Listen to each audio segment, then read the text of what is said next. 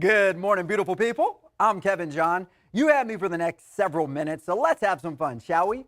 Now, exactly a week ago, many of our Friday night football games were canceled or postponed due to poor air quality. Fortunately, that was not the case last night. The vast majority of our games went on without a hitch. So we're going to kick things off with our ABC10 Game of the Week. Let's head on over to Granite Bay. The Grizzlies hosting the Jesuit Marauders student section, filling it tonight. You know who else was filling it? Jesuit quarterback Preston Vukovic. Here he throws a deep pass, and look at the diving catch by Jackson Hagelpian. Hashtag awesome sauce.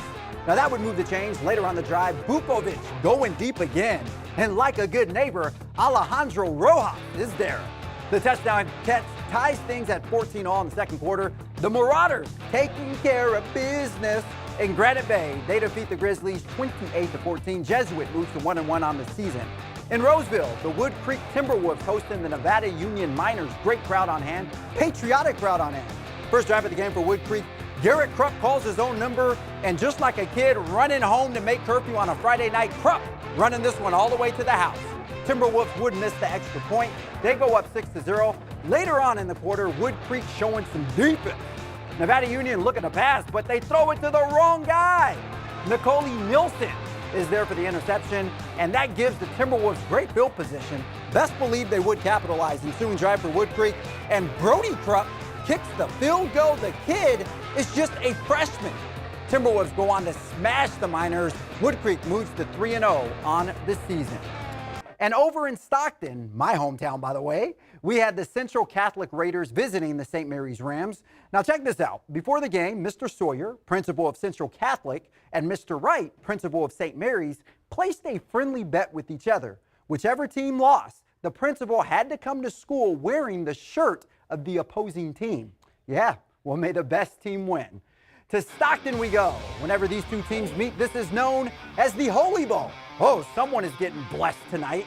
Both teams taking in a prayer before the game. All right, let's get down to business. St. Mary's would score first to take a 7-0 lead. Now after a punt to the Raiders, Nolan Crosdale fields it. And just like people running to listen to that new Drake album, Nolan running this one all the way to the house.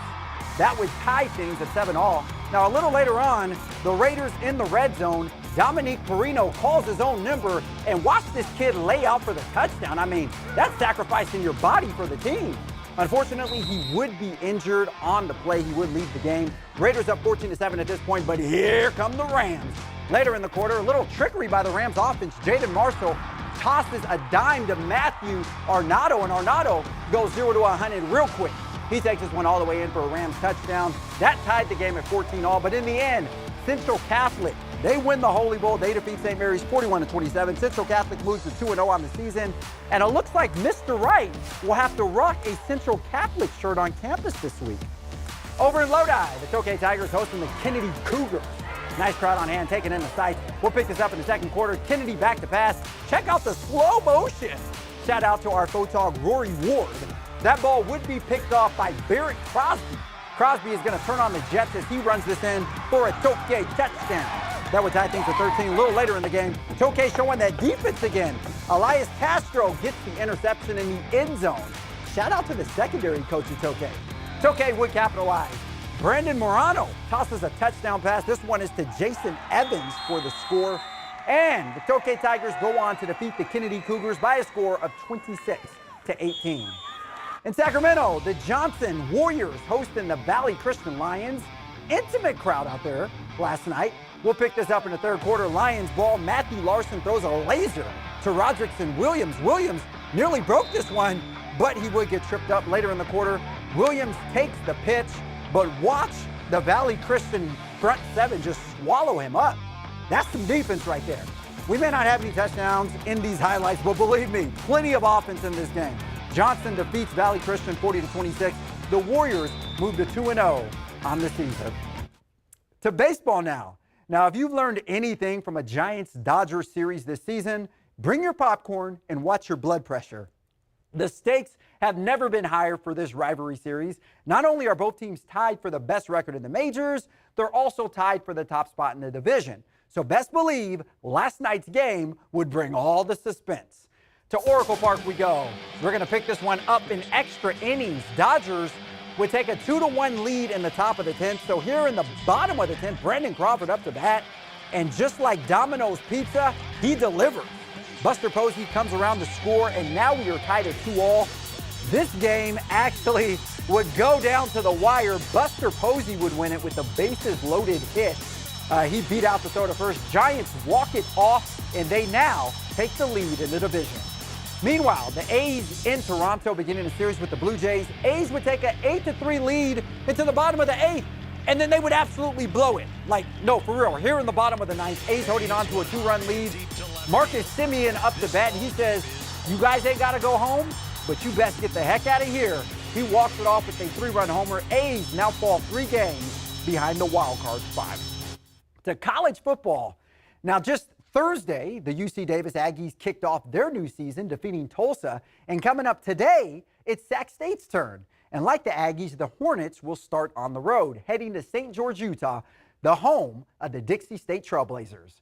Now, we caught up with the Hornets before they hit the road. Keep in mind, we haven't seen this team in nearly 2 years. Sac State opted not to compete in the spring football schedule because of the pandemic.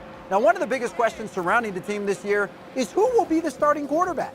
Former St. Mary's of Stockton star Jake Dunaway, Asher O'Hara, a transfer from Middle Tennessee, or even possibly a talented freshman, former Folsom star Caden Bennett. Coach Taylor, tell us something. We have 3 that have kind of been in the main competition. We feel like we can win games with all 3 of them. We trust all 3 of them, and then we know the 2 younger guys are going to be pretty good in the future. They've all played really well, so I feel comfortable with all 3 of them in there, and we'll see come Saturday. To basketball. Yes, we will have a new champion in the Big 3 League coming up later today. The championship game features the trilogy against the 3-headed monster. Now, ABC10's Sean Cunningham caught up with the co-founder of the Big 3 League, someone you may have heard of, Ice Cube, to get a preview of the big game. I see, both teams can play defense, so it's not going to be easy, especially in the paint, around the paint area. Never with Reggie Evans is it easy. But both teams got guys that can light it up.